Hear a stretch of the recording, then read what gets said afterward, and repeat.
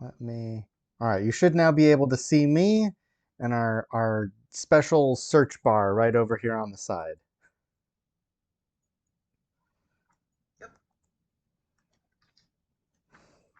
And now I can see you as well. All right, I'm always happy when things work out.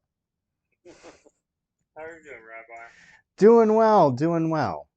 Everything's going well here. So, because this is a lunch and learn, I like to try to start pretty promptly. It's already 12:05, so let's jump right into it. This is welcome to Ask Rabbi Google here at Temple Emmanuel. I had a lot of fun with that little logo there. We like to have fun here. So the first thing that you need to know about the internet is the internet has some bad information on it. Is this news to anybody? You already knew this or you didn't know this? The internet has some very bad information. Like, for example, can you guys see this? Is that big enough to see? I see Yep. some people nodding. Good. For example, did you know that the biblical Moses had horns? It's true. It's right here. You can see it on this very factual looking YouTube video. My favorite part is that it's actually part 1 of 3. So there's 3 whole videos explaining all of that. Not even to mention these dinosaurs and the Bible debunking the myths down here. I love the closer you look at this, the more you see. I actually numbered 1, 2, 3, 4, 5, 6, 7 in the holes in the pages, which makes sense because obviously it's a theory that's full of holes. Even official looking news sources like this from Magnolia and Preston, I don't know where that is. Very official looking news source. Millions observe Passover through Seder meal. Let's take a close look at what this article actually says from Morgantown, West Virginia. Apparently, it's a common practice every year around Easter, this Passover Seder, where they interviewed Deborah Mullins of Daughter of King Ministries so that she could talk all about Passover and Israel, where Jesus walked. Very, very important stuff for Passover. You got to know all of this stuff about the Messiah and whatnot. Even just shopping online, you can find stuff like take this unique Navajo vintage moose. You see, it's a unique vintage Navajo moose. Yeah, you might recognize this a little bit better as the letter Chai, or the letters Chai from Chet Yud, life. It's a little necklace you wear. It symbolizes life. Great piece of Judaica, certainly not a vintage Navajo moose. You can find some completely inappropriate stuff online, like how about this lovely Seder Passover bread plate? For all of your Passover bread. Where else are you supposed to put it? If you look closely, it's actually says Lichvod Shabbat Kodesh. So this is for a plate for a challah for Shabbat.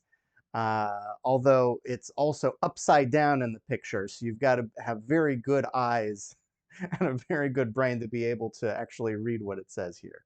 Photograph upside down, bread for Passover. Or how about these very fun, festive, bright, and colorful Tisha B'Av themed leggings? Tisha B'Av, this the day of the greatest mourning in the Jewish calendar that marks the most tragic events of our people's thousands of years of history. Probably might want to go with something a little bit more somber as you're observing Tisha B'Av. I wouldn't wear these. Or this one is just bizarre to me, and you find all sorts of pseudo-Judaica online. Stuff that looks Jewish but really is not Jewish in any way, like these tzitzit in a snap. The whole point of tzitzit is that they're attached to your garments. I don't wear tzitzit anymore, although I used to have a talit katan. You know, you have a rectangle of fabric with a hole in the middle. You put that over here. It hangs down the front. And you've got someone saying those are big and messianic Hebrew roots. Yeah, that's exactly who this is for. So you find stuff that's pseudo-Jewish, but it's not actually Jewish stuff.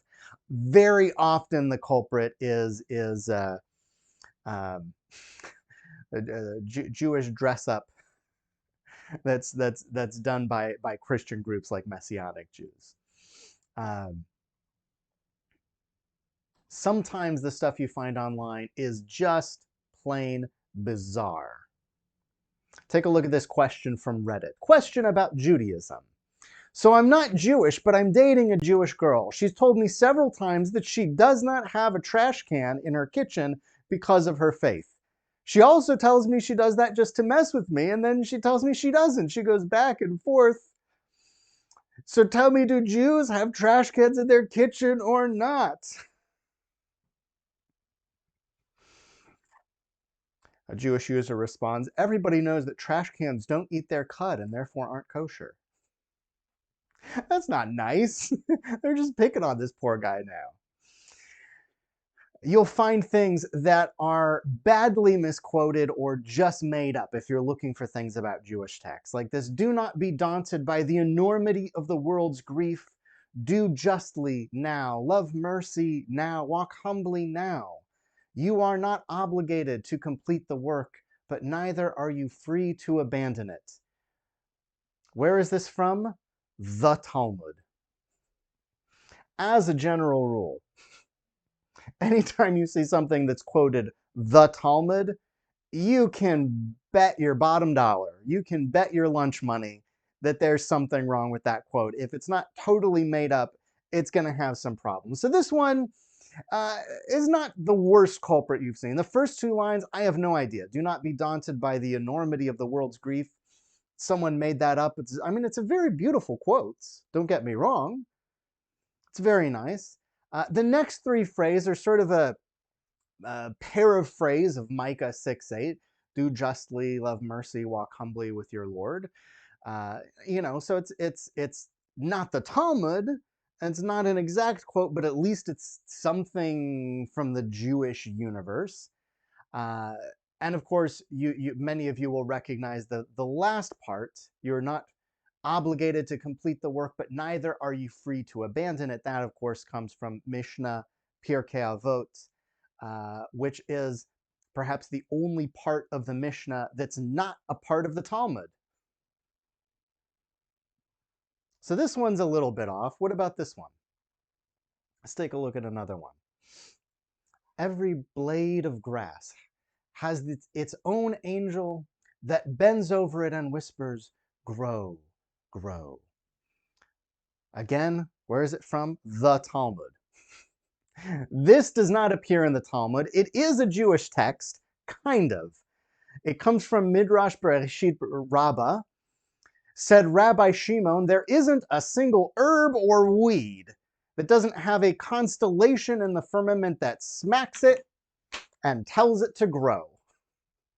Okay, not quite as gentle a quote, not quite as inspirational, a little bit more aggressive there.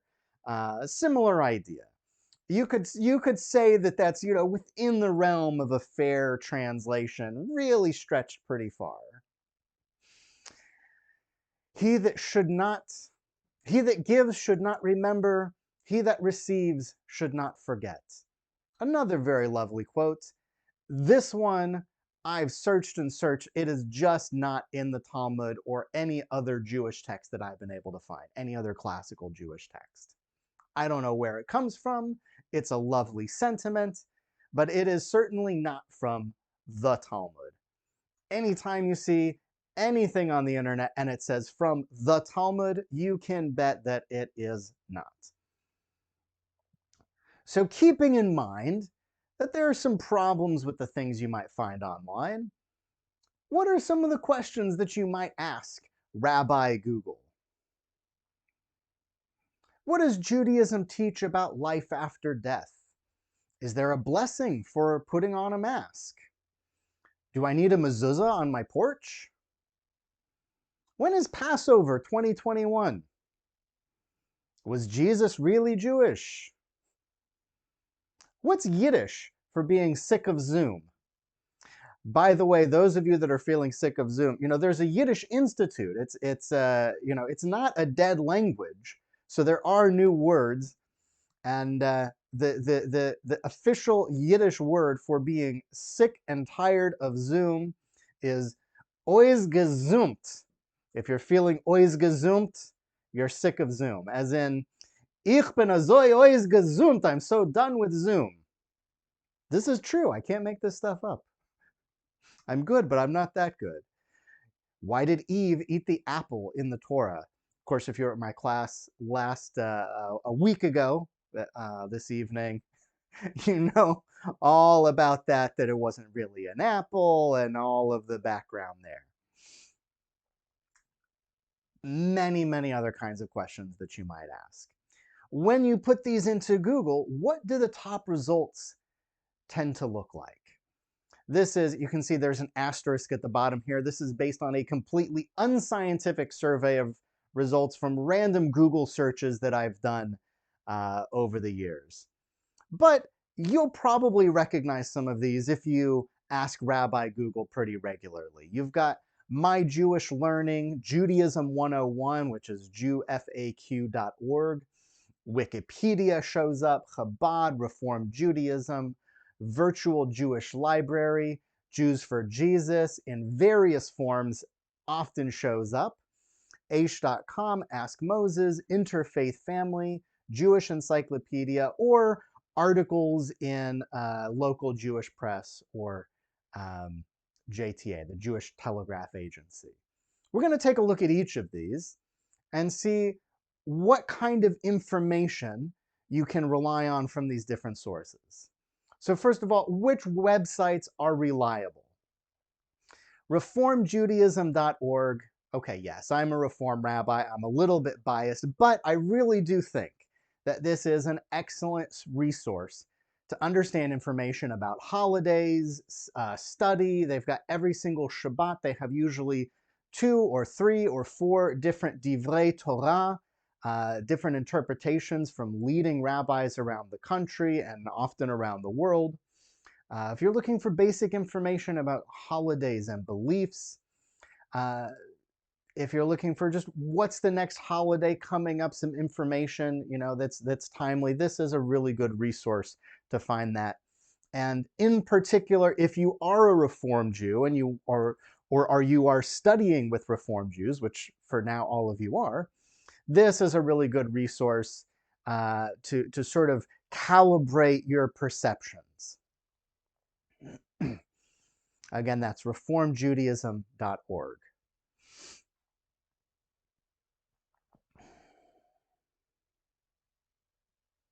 It also does a good job, it's worth noting, of differentiating when Reform Jewish practice might be different from other Jewish practices. You can see if there is a particular bent to something, it's right there, it's out in the open. That, I think, is a very important litmus test for me, is, every website that you go to usually has some kind of an agenda, whether it's Facebook or MSN or whatever website you go to. There's usually some kind of agenda. If that agenda is transparent, they say, okay, look, here's my bias. I always try to be clear when I'm speaking out of my own bias as a Reform rabbi. I try. I don't always succeed, but I do my best. And I find that also on reformjudaism.org. There are other websites where that bias is not transparent, that it's very opaque. And we'll talk about some of those in a moment. My Jewish Learning. This is another great website. This one will show up usually on that first, all of these will show up on the first or second page of just about any search you have related to Judaism. So My Jewish Learning, it's an independent online source. They have their own fundraising. It's separate from any particular Jewish organization. Uh, it is like an encyclopedia. There's so much stuff on this website, so much information. You can find something about anything. If you want to know how to say a particular blessing, if you want to know what Jewish people think about a particular idea or perspective, you'll find articles that are instructional. You'll find articles that are informative. You'll find articles that are op-ed, that have opinions, life cycle, faith, etc. One of the best things about this is it draws from a lot of different rabbis. You'll find stuff by Reform rabbis, by Orthodox rabbis, by conservative rabbis. You'll find stuff on here by Israelis, by Americans, Canadians, Europeans. You'll find a wide range of perspectives on this website, which is one of the things that makes it so great. Very often you don't have just one perspective that's being presented to you, but you have a variety of perspectives, which really, if you think about it, it's the Jewish way. There should always be a range of perspectives. Think about the Talmud. It's an entire, you know,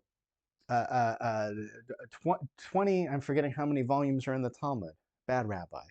It's an entire, it's a set of encyclopedias. This whole top shelf here behind me is just part of the Talmud. I don't even have my complete set yet because I'm still a young rabbi. It's still building up. I'm going to keep calling myself a young rabbi as long as I can get away with it. The Talmud is a whole set of books like this, and the whole thing is a discussion between different rabbis who disagree with each other, different perspectives presented side by side. So that's the most Jewish way to learn anything, is to learn a couple of different perspectives simultaneously. On a similar line, Jewish Virtual Library. It's a little bit more narrow, it's a little bit more dry. This is a good website to go to if you're looking for in-depth information, if you want vital statistics, if you want to know what the population of Palestine was in 1920. Of course, there were mostly Jews when we say Palestine, and we're talking about 1920. That's the Jewish population, right? You can find that kind of information here. If you want, a specific timeline of dates of, medieval Judaism, if you want a rundown chapter by chapter of, one of Maimonides' great works, those are the types of things you'll find here. Lists and statistics, especially for historical issues. It can be a little bit limited in terms of the perspective, the perspective that it offers. Some, even when we're talking about factual, factual information, historical information, historians don't always agree about things, and this will present one set of evidence that's usually pretty cautiously vetted. They're not putting up, someone's crazy uncle came up with these numbers. But they won't always. Sometimes they'll say, we know the range is between here and here. Often they'll cite their sources. Sometimes they don't cite the source. Sometimes they don't offer a range of perspectives when it comes to historical things. So you can keep an eye out, but 90% of the time, maybe 95 or 99% of the time, what you find here is going to be pretty good, solid, reliable information. And again, it is like an encyclopedia that is very well organized. You can search by topic. You can go into the search bar here and find, something specific that you're looking for. You can browse by category.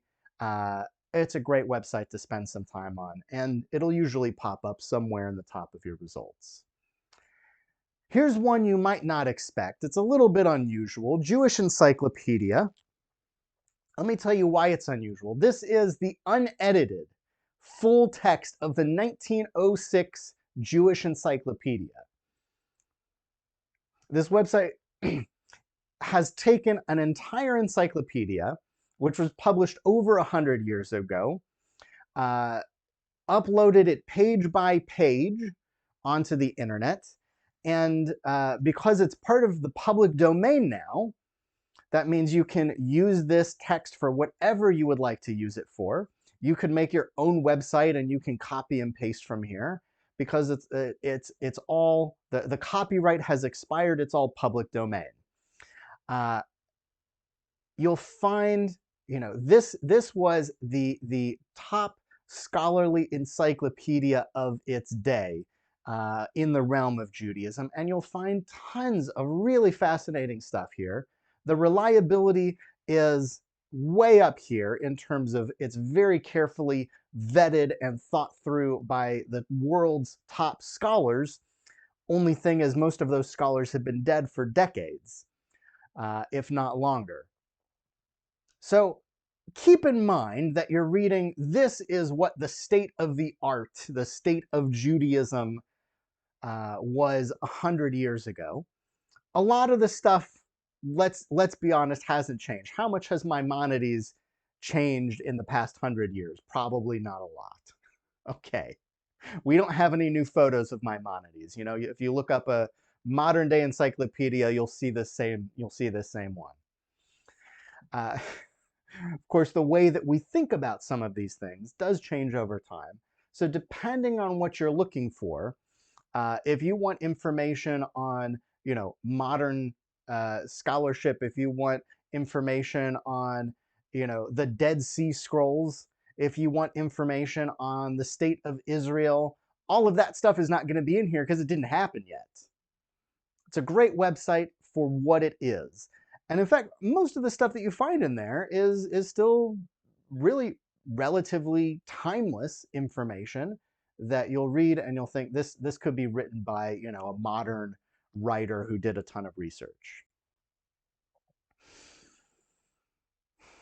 Local Jewish press organizations, there are a ton of these. You find these in just about every major city. Some really big cities will have multiples. Uh, Many of them draw articles from the Jewish Telegraphic Agency, the JTA, which is right here, um, which is sort of like the news wire for Jewish publications. So you'll find these, if you want to know about, contemporary local events, if you want to know about how people are thinking about Judaism, what's going on in the Jewish world, if you want, short, snippets of articles on different topics by community rabbis, they've got a great source of information there. If you're looking for current events, those types of things, most of these, they tend to do a pretty good job. They serve broad communities by and large, where their readership is a mixture of orthodox and conservative, where their funding comes from a lot of different places. It might be, the Jewish dentist, down the street, and it might be the um, JCC has a special fund that pays for it. So because they really are serving a diverse base, they tend to do a pretty good job. That being said, there is a range. If you look at, the Jewish News of Northern California, that's sort of this one right over here, you're going to get a much more liberal perspective than if you're looking at, say, jewishpress.com, which is right below that, which is based out of New York and largely serves, a more conservative-minded community there. So you're going to get a range. Pay attention to where it's coming from. Also, be very careful with any op-ed that you find in publications like this, because it's usually whoever sends in an article and is prominent in that community, they're going to get published. They're usually not fact-checked. They're usually not vetted. It's sort of a free-for-all. In fact, a lot of opinion articles that you find online, you've got to be very cautious of. All right, which websites are sometimes reliable? Judaism 101. This is a very interesting, jewfaq.org. Now, this is an interesting phenomenon. The entire website was created by a single individual, Tracy R. Rich. It has a lot of good information.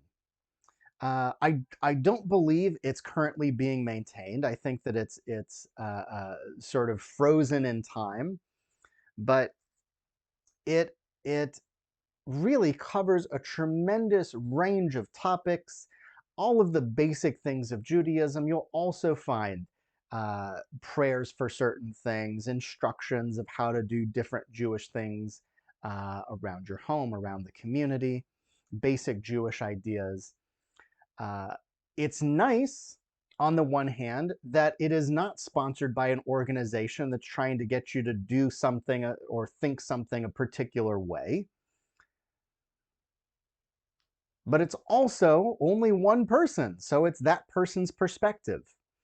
They come in, it's not with a particular agenda, but they are Orthodox, modern Orthodox. And so you'll get a modern Orthodox perspective on things. And occasionally you'll see their different opinions, but most of the time it will present one answer to any given question that you ask, because that's the perspective of this particular person's particular community and tradition. So it leaves out that diversity of voices. Wikipedia. We all know Wikipedia by now. Wikipedia, we love to hate you. It is a community-edited encyclopedia, if you don't already know. This is a website where anybody can go on and edit an article, create a new article, put new information up there. And there's basically a process within this community of editors of accepting those edits. So you can go up, you can edit it, but if you put something totally ridiculous, Maimonides was actually rode around on an ostrich all day. I don't know. It's the craziest thing I could come up with on the spot. You could go and put that on there. One of the editors of the website, which again are all volunteers, anybody can become an editor of Wikipedia, sort of build up a reputation to get accepted to different privileges. We'll look at that and say, I'm not so sure that's true. We're going to remove that edit. So you can put things up on Wikipedia yourself. If they're true, they'll stick around. If they're not true, usually they get taken down. This means you can have top scholars in their field creating articles on here. You can also have, Jimmy from down the street who is a self-proclaimed expert coming up with stuff and putting it on here. So you can have really, really great stuff that's very reliable. You also have stuff that's not so reliable, where you really got to watch out. Through this editing process, for the most part, it's pretty good. We're talking like a wisdom of the crowd type of thing, where there really is a process. It's not, some people will say, don't trust anything on Wikipedia. I actually like Wikipedia. I find it's a good, Paula's shaking her head. Oh, something else. I actually like Wikipedia. I think that it does a pretty good job. Most of the time, it's mostly right.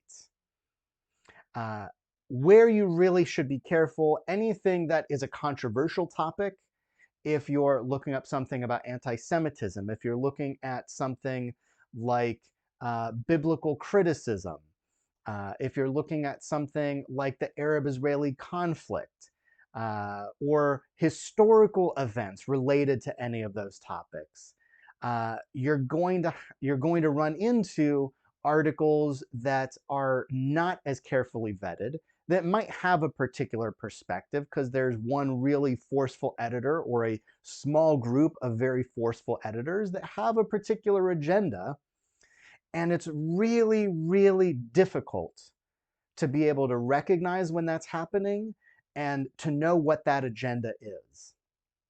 If I go to reformjudaism.org, I know what the agenda is, okay?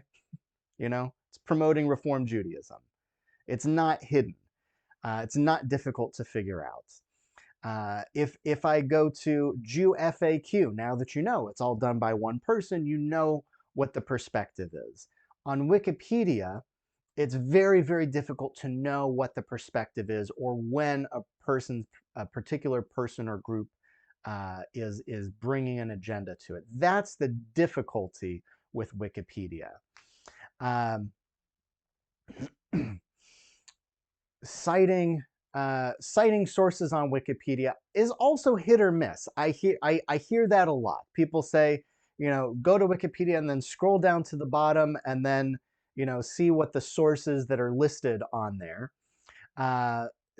You're assuming that those sources are going to be any better than a lot of this other junk that I'm showing you. Very often, these are articles that are written by people who are not experts, so they find something on Jew FAQ, which again is just one person who again is very Judaism 101, jewfaq.org, which is a very well written, very thoughtful, intelligent, dedicated person, but it's not written by a rabbi. It's not written by somebody with any special training or expertise. I want to say it's like an accountant or a lawyer or something that did this in their free time. But you'll find this as a source on Wikipedia, for example. If you scroll down to the bottom, and Wikipedia, in fact, does not allow any primary research. It's only secondary sources. It has to be published. And it's very strange what qualifies as a reliable source on Wikipedia. There's a famous story of this researcher who did a huge amount of research about this. My phone is, I'm talking to Google and Google's talking back to me. Never mind. Okay, I went away.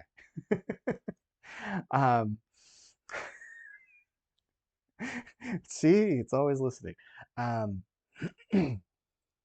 There was this researcher who was researching a particular, I believe, if I'm recalling, this was a few years ago, who was researching a particular battle of the Civil War and was the premier researcher of this particular Civil War battle in the world, and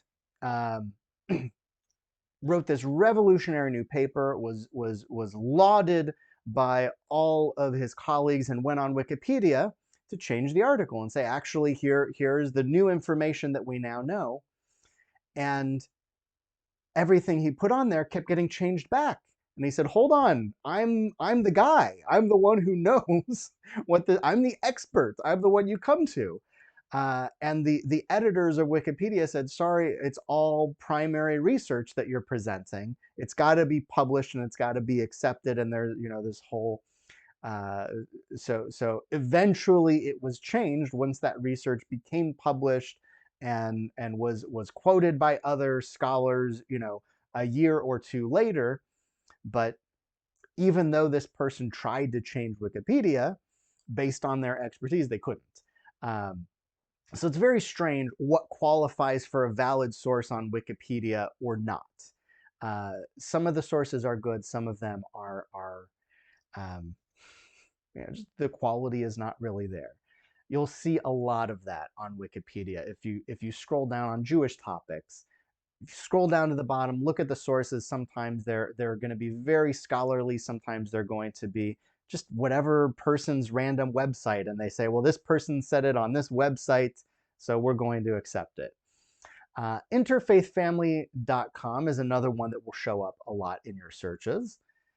They have blogs and articles concerning interfaith family. It covers a lot of ground. So there are a lot of topics that you can find on here, but they don't rely on experts. They don't rely on professional Jewish educators. They don't rely on rabbis. They don't rely on anybody with special expertise. Occasionally, they do have rabbis that write articles for them. Um, but sometimes the information on there can be less than reliable or leave out important perspectives. Um, I actually happen to really like it, but you've got to take it with a grain of salt. This is a great resource if you are in an interfaith family and you're trying to find other voices that are going through similar experiences as you are. If you want to know, how can I talk to my non-Jewish mother-in-law? You'll find articles by people going through that, and you'll see sort of their own, blog posts. You all know what a blog is? Okay. It's just an article, a sort of a personal op-ed, an online diary of sorts. Um, so you'll find that kind of stuff on there. I wouldn't use it as my main source for information if you really want to know what is the Jewish perspective about a particular topic. It will give you a Jewish perspective. Check a couple other websites as well. All of these that say sometimes reliable, these are ones that you should check a couple. Chabad.org. Chabad is an organization that has done a phenomenal job. They were years ahead on the internet than any other Jewish organization out there. They really have done a phenomenal job building an online presence, building lots of good quality, rich content, from articles to videos, all kinds of things that you'll find online. There are a number of other websites that are associated with Chabad that are sometimes hard to tell that they're Chabad websites, like Jewish.tv or Jewish Women, thejewishwoman.org, and a whole host of other websites that are either part of Chabad.org or run by Chabad rabbis. These are just the official websites that are run by the Chabad organization. It has some great resources. If you want to know Maimonides' works, Rambam is a major figure in Judaism, but a really revered figure among Chabad Jews. So if you want to find a complete English translation of anything by Maimonides, you'll find it here. Most of it is now also available on Sefaria, which is working its way up. When you do searches, occasionally Sefaria will pop up, but we'll talk about that in a minute. If you want to find Hasidic stories, I love classic Hasidic story. You know these classic Hasidic stories? You know, the boy in the back doesn't know the prayer, so he just sings out the ABCs. And the rabbi says his prayer was so sincere, even though he didn't know the words, it raised all of our prayers up to heaven. Beautiful stories. I love Hasidic stories, and you'll find, some examples of those hidden in here as gems. But there is certainly a very clear agenda, and it's not projected as one of a diverse set of opinions. It will give you the Chabad viewpoint and present it as this is the Jewish viewpoint. It has no recognition of other Orthodox viewpoints, no recognition, for sure, no recognition of Reformed Jewish viewpoints. It will only give you the Chabad perspective, and there's usually you can't tell is this something universal, is this something that's particular to Chabad, is this something that is broadly practiced, is it narrowly practiced, is it common to other Orthodox Jews? There's really no way to tell, because it will all be presented across the board, whether it's a common practice or a very particular practice, as this is what all Jews do. That's how Chabad, tends to present itself. This is what all Jews do, even if it's just a Chabad practice. That's why you want to be aware of when you come across something from Chabad, check it with a couple of other websites before you sort of commit it to memory as this is unless it's just an inspirational story and you enjoy it, then it's great. Do it. So here's just one example I found. This is an older article on thejewishwoman.org, which is an official Chabad website, uncovering the mystery of modesty. Why do you have to wear clothes that covers your, I'm hitting my microphone, sorry about that, that covers your collarbone. That's modesty. That comes down past your elbow, that's modesty. Right now I am not dressed modestly. My sleeves are too short, they should come past my elbow. I'm half joking because these are really only enforced when it comes to women. Why do you have to cover your hair if you're a married woman?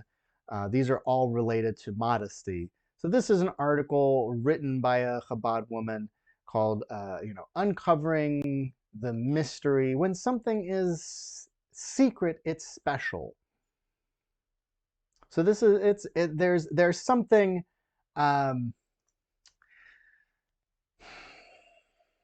that I find to be a little bit dishonest about this sort of sales pitch that you get, rather than just saying, if you go to other Jewish websites, this is what we do, here's why. You'll get a sales pitch. It's a version of what it is, something that's going to be more palatable to more people.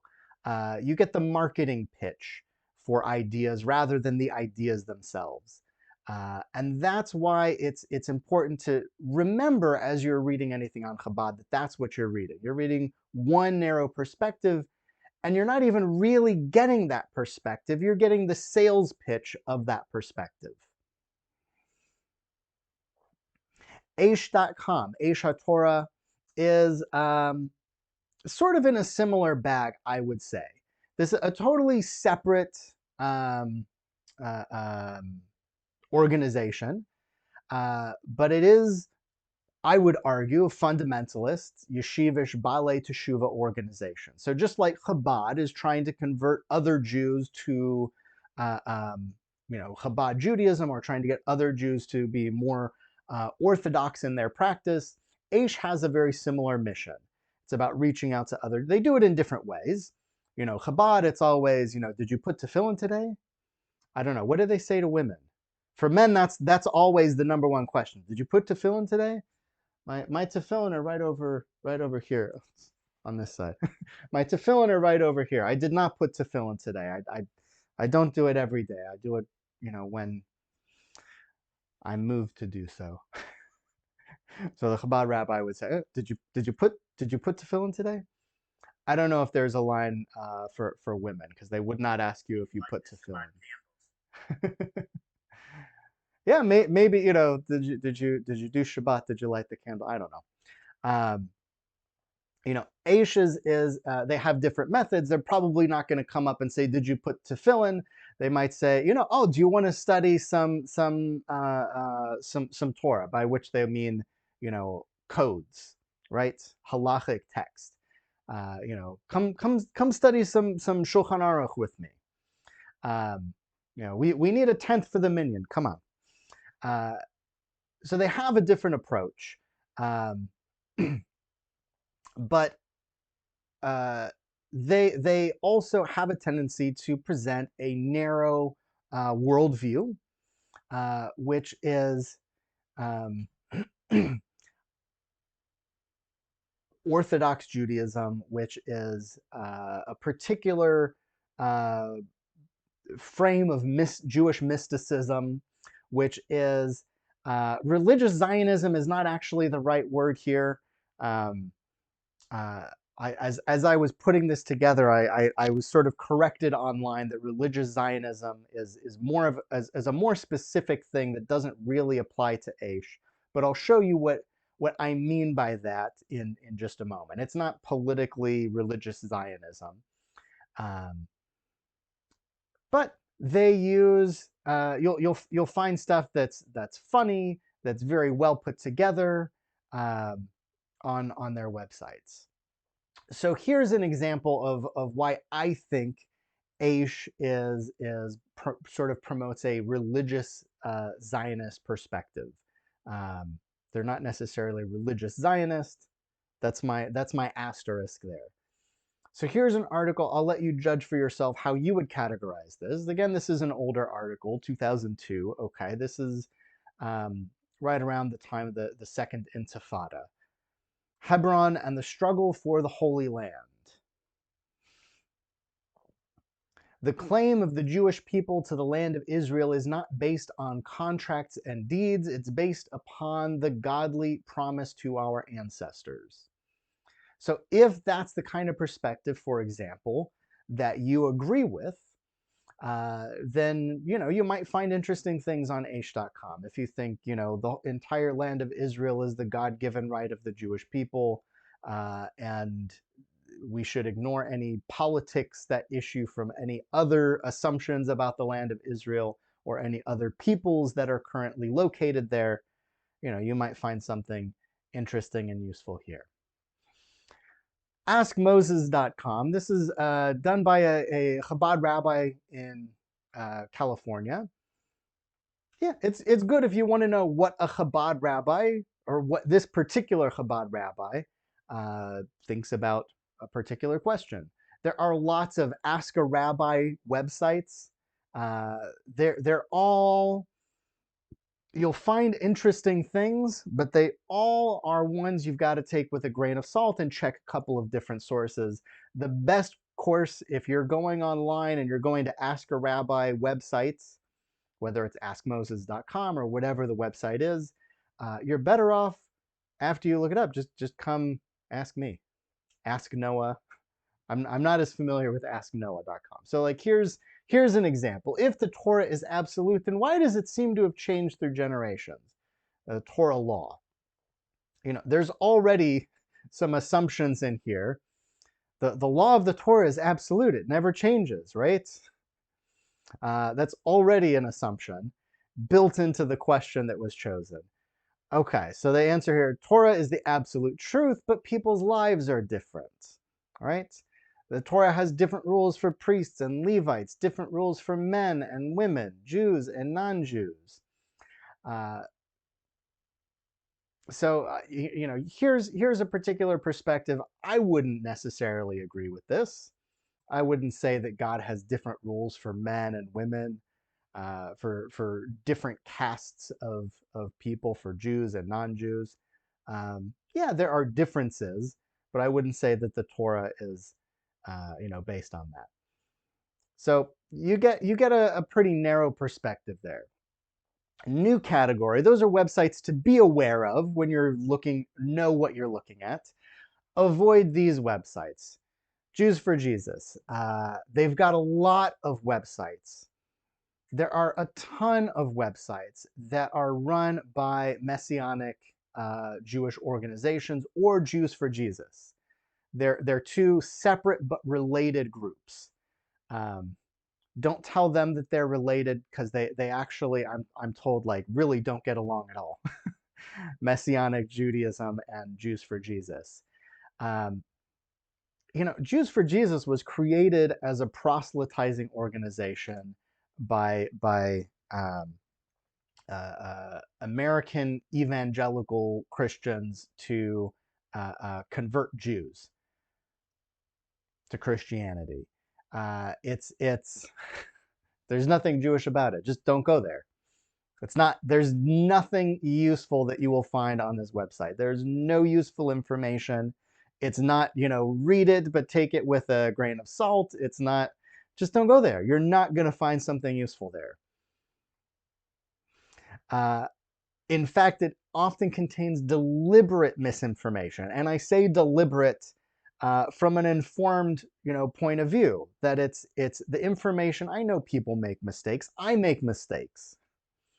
I've been teaching classes where one of you has said, actually, Rabbi, I think it's XYZ. And I said, sorry, that was my mistake. I was teaching wrong. There's a difference between making a mistake and putting something that is untrue, that's deliberate and purposeful, to serve what I consider a pretty sinister agenda, to be honest. That's just my opinion. You might think that that's a little bit strong. So get rid of that. Here are some websites you should know. They may or may not show up in your top results, but these are good ones to keep an eye on. Sefaria, if you take any study with me, you already know this website. It's got every Jewish text you could imagine on it. It's got the Torah, it's got the Talmud, it's got the Mishnah, it's got the Maimonides, it's got codes, it's got everything you could want on there. A very large portion of that in English translation. So you can look at it in English, you can look at it in Hebrew, you can look at it side by side. You can find study sheets on a particular topic that very often, not always, but very often are prepared by rabbis or professionally trained Jewish educators who are bringing together interesting sources into a particular combination to teach about a particular topic. So if you want to know, more about what the Jewish text has to say about giving to charity, about tzedakah, you can go on here. You can search for source sheets about tzedakah, and you'll get a couple hundred results probably for that one. It's a popular one, at least dozens. You'll find a lot of great stuff here. Here's another one that I really like. I give them $5 every month. I've got a automatic donation. TheTorah.com, not to be confused with Torah.org, which is a totally different thing. TheTorah.com. This is all religious scholarship.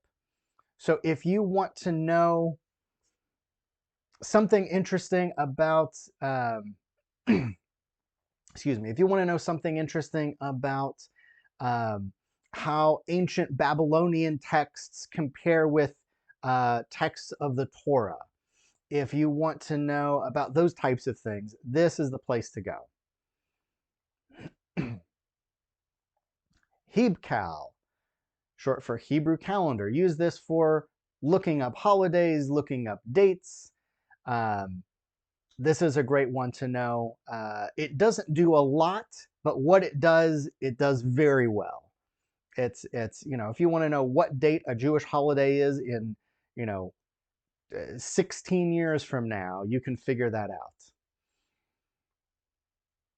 Here's one of my favorites, and I think one of the most underrated, jwa.org, Jewish Women's Archive, is a wonderful source for not only articles and op-eds, but especially I love it for the factual articles that collect various Jewish sources, midrashim. If you want to know every rabbinic writing related to Sarah, you can go in here, you can type Sarah, and you can get on a couple of pages a very well-researched, I think, if not exclusively, almost always by a rabbi on Sarah.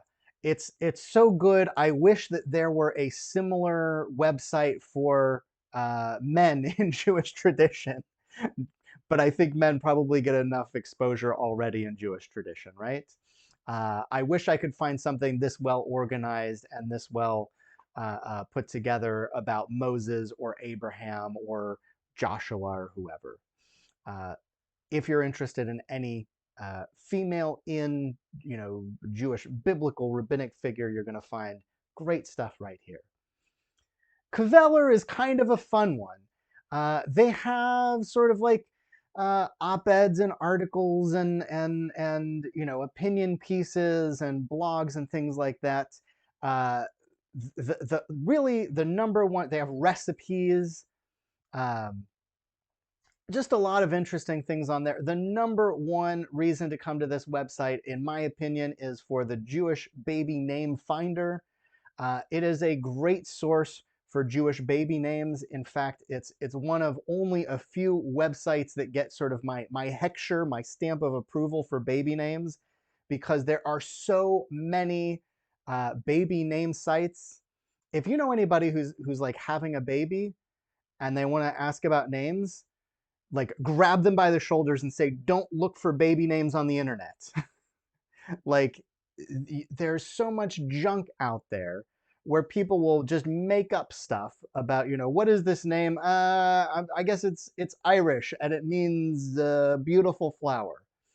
And come to find out it's something totally different. They just made it up.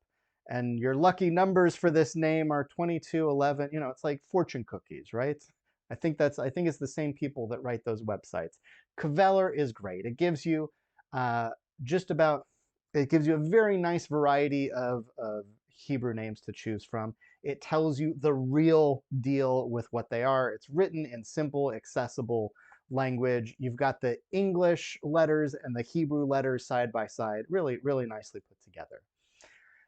Here's a fun one for anybody with kids or anybody who just likes cartoons. Sometimes I like to just enjoy children's books and children's entertainment because I think that, oftentimes it's got a lot of stuff for grown-ups too. Bimbom, which is bimbom.com, also fun to say. They've got videos for every single Jewish holiday, every single Torah portion. For many Torah portions, they have multiple videos. They've got other biblical stories. You can see David is over here, for example. You can find all sorts of really interesting things about Judaism. They're cartoons or they're simple videos with like songs that make it totally easy, accessible for little kids or not so little kids. Jewish interest magazines. There's a lot of stuff you can find. The tablet and the forward are sort of the two giants right now of the online Jewish world. The forward has been around like forever. It originally was all Yiddish. In fact, the joke was because it's from right to left because it was all written in Yiddish.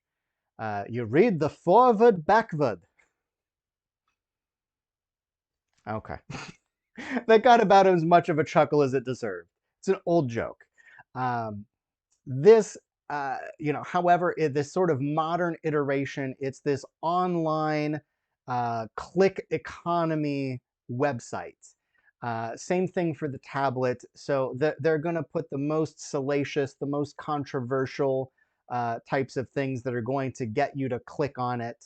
They also have really good articles. So it's a balance. You got to know what you're getting into with any of these. The Jewish Chronicle is based out of England, kind of a similar type of thing. And you'll find other, this is not a comprehensive list. These are just a few of the major ones.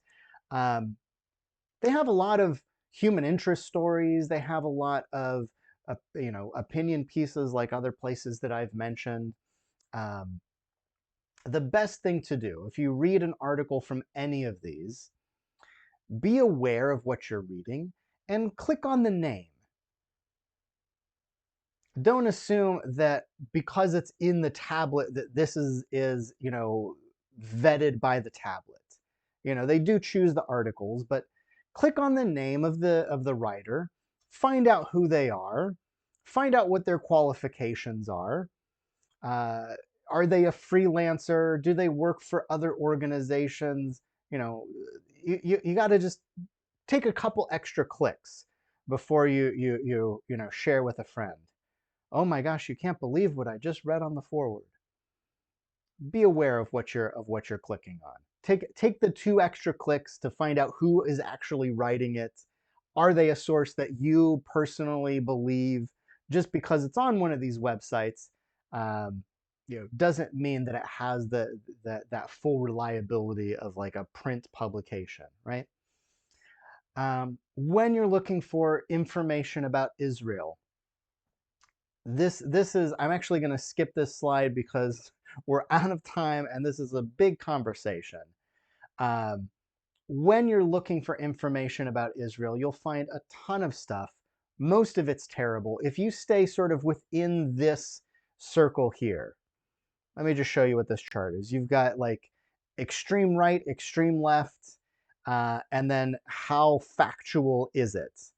So, you've got stuff these are all from mediabiasfactcheck.com. They check hundreds of different sources. Anything that's outside of this bubble, you probably don't want to touch in general. Believe me, you will get a plenty radical left perspective by reading 972, and then read the same article on the same topic on Arut Sheva, which is the number 7 right here. You'll get a perfectly right wing. You don't need to go any further in any other direction than what's right here. Be aware that when you're reading anything from Israel, check a couple of different alphabeta.org I'm not familiar with. I don't know if they're, what does their logo look like? Are they one of these? Okay. I mean, the stuff that's out here is both literally and figuratively out there. I mean, Code Pink is one of these that's like, if you on the far side, this is like so far to the left they believe Israel should be destroyed by Iran. I mean, that's like, it's so far, it's like out there. You've got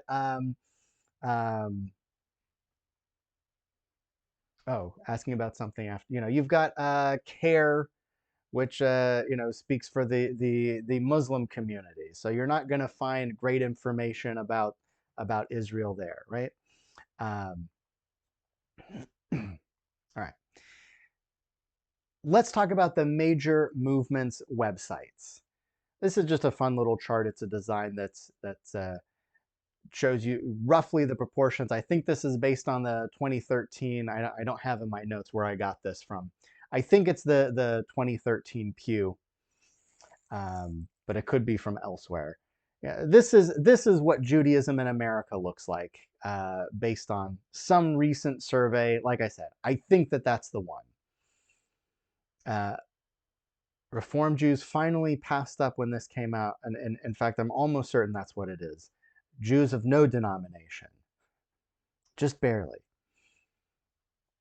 Although Jews of no denomination are still the fastest growing group.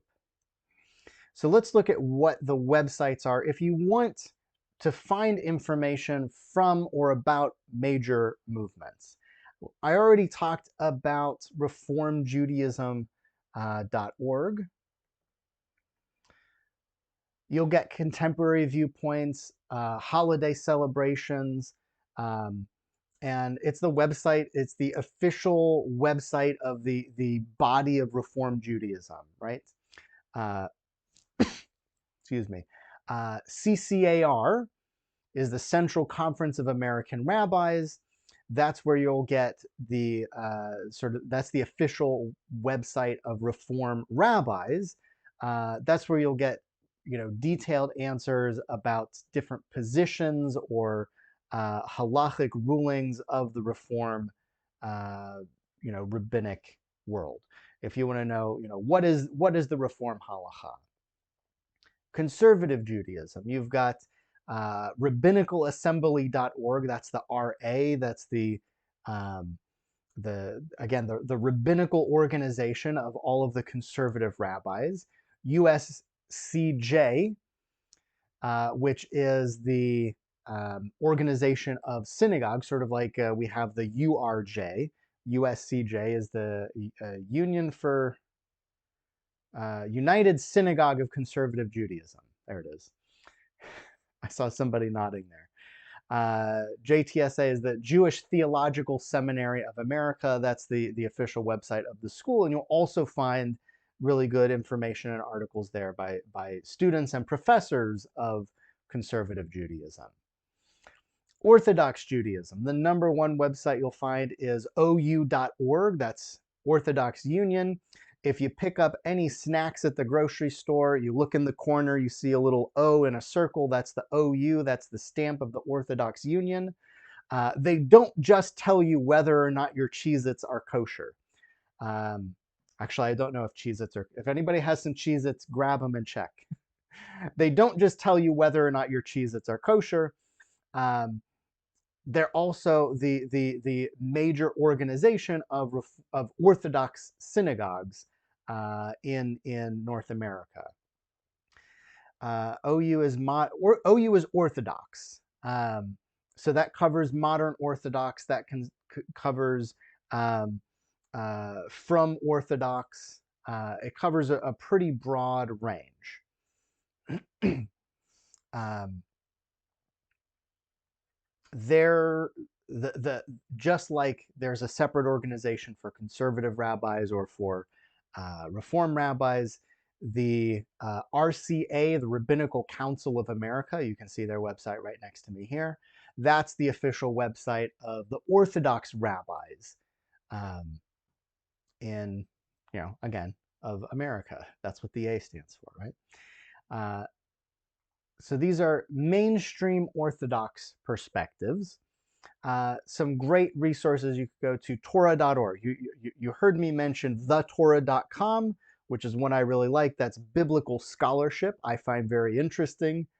I know it's not everybody's bag. Torah.org, on the other hand, is going to give you a very nice Orthodox perspective. We're talking mainstream Orthodox perspective of various topics, including if you want to know what the halakha, what the Orthodox halakha, the accepted Jewish law is on a particular topic, that might be a good place.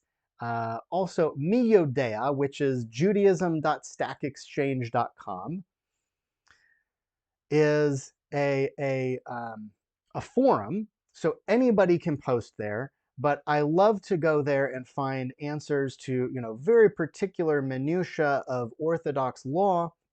You'll see discussions there, and it's usually pretty good quality discussion. It's a forum, which means anybody can go there and post, but because it is sort of a niche, the people who know about it and the people who go there and post usually know their stuff. So that's a nice place to get, what are Orthodox Jews doing? How do they approach a particular question? What are the factors that they're thinking about? It's a good place. I like to go there when that's the type of thing I'm looking for. YU Torah Online. Yeshiva University is the major school for Orthodox Judaism. Just like I went to the Hebrew Union College Jewish Institute of Religion. That's a mouthful. That's what happens when organizations merge. You have hyphens in your name. So just like I went to HUCJIR, the YU, Yeshiva University, is the main school of Orthodox Judaism. And again, that includes modern Orthodox, that includes from Orthodox. There's a whole range of Orthodoxy that is served by this school. Excuse me. They have a lot of very interesting videos, shiurim, if you want to get really in depth with some Jewish text from an Orthodox perspective.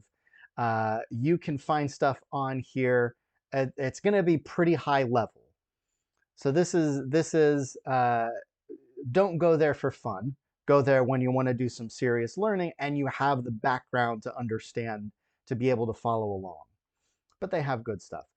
And if you want something that's a little bit more accessible, Jew in the City is one website I found that's just sort of modern Orthodox life. Also, a really neat person to check out is Mayim Bialik, who okay, good. I see a couple heads nodding. Mayim Bialik is a modern Orthodox woman who's a well-known actor. She was in Big Bang Theory. She was in Blossom. For those of you that are my age, you might know her from Blossom, which was a show. Okay, I got one thumbs up there.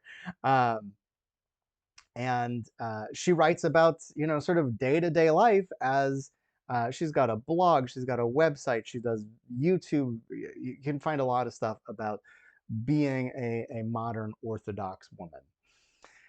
Reconstructionist Judaism. You can find reconstructingjudaism.com. or Ritualwell. I think it's .com. I can't really see. You might be able to see better than I do.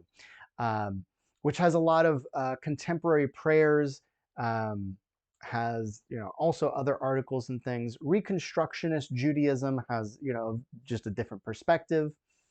And, these are sort of the official websites of the Reconstructionist movement. Chabad, of course, you've got Chabad.org. And then you've also got, I think it's Lubavitch.org or .com, Lubavitch.com, which are the two official websites of Chabad Judaism. So if you're interested in learning about any of these movements, or interested in learning, what does the Reconstructionist movement say about XYZ? What does Chabad say about XYZ? These are the places you should check. What do Orthodox Jews say about XYZ? These are the places that you should check.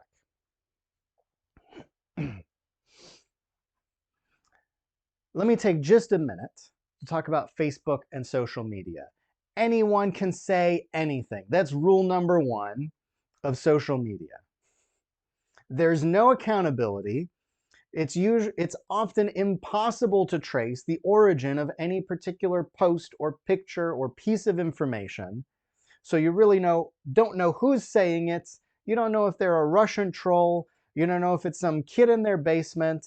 You don't know who's saying it or why. You should assume that it's wrong. Anything that you see on social media, whether it's Facebook or Twitter or whatever, assume that it's wrong until you find it from another source that's reliable.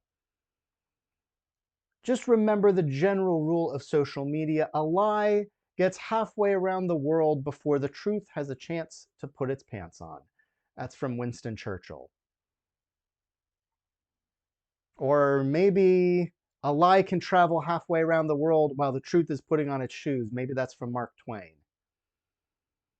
Or maybe it's actually a lie can travel halfway around the world while the truth is putting on its shoes, from Charles Spurgeon. You got to be careful with what you find online, because like I said, anyone can say anything. You don't know who's making it. A lie can travel around the globe while the truth is still putting on its shoes. That's from the Talmud. No, what did I tell you? Anything that says the Talmud is wrong, don't believe it. I made that. I just put some pretty text in front of a picture of a map and it looks really convincing. Don't believe anything you read on the internet from Abraham Lincoln. That's good. No, anytime you see the Talmud, don't believe it. It's wrong. It's made up. That's one that I made up. I was just testing you. Go home. You try it out.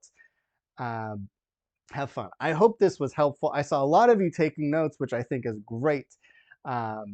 This is also going to be available on YouTube in a day or two so that you can share with your friends if you liked what we had to share here. For now, finish your lunch, go home. I'm gonna stop the recording as we say, good afternoon.